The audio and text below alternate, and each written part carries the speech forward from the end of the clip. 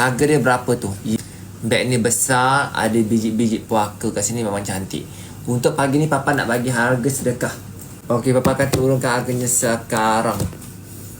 Depan ni boleh masuk barang, boleh, tak ada masalah. Depan ni boleh masuk telefon ya. Depan ni boleh masuk telefon, nampak? Telefon boleh masuk. Tak ada masalah. Memang cantik, memang. Ni warna kopi. Ni warna biru, Papa pakai kawan lain. Ni warna biru. Hijau. Ini warna hijau. Terus Dad. Ada zip, ada zip.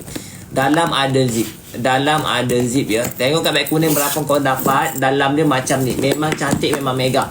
Yang paling penting dalam ni ada kompartmen berzip. Ada lagi satu kompartmen boleh simpan telefon, kunci kereta pun boleh, tak ada masalah. Berapa kau dapat? Cuba tengok kat beg kuning. Dia pada inner. Dia ada inner. Ya. Inner dia ada macam ni. Nampak tak? Inner dia memang mega-mega. Inner dia macam ni. Yang dah bayar terima kasih. Okey. Beli bag ini gratis free. Dapat kotak.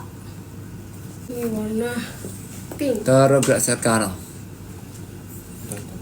Sekali lagi. Kau sini kejap. Ini warna pink. Ini nombor akaun. Korang tengok ini saiz dia. Korang tengok ni.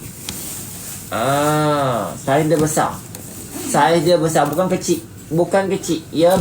Ini warna hijau. Yang berkenan ini adalah warna hijau. Memang cantik, memang mega. So kalau korang berkenan dengan ni, korang boleh terus grab sekarang. Harga betul-betul. Kalau pakai boleh. Kita akan panggil supermodel kita pakai. Nama je Puji Darasista. Okey, ni warna pink.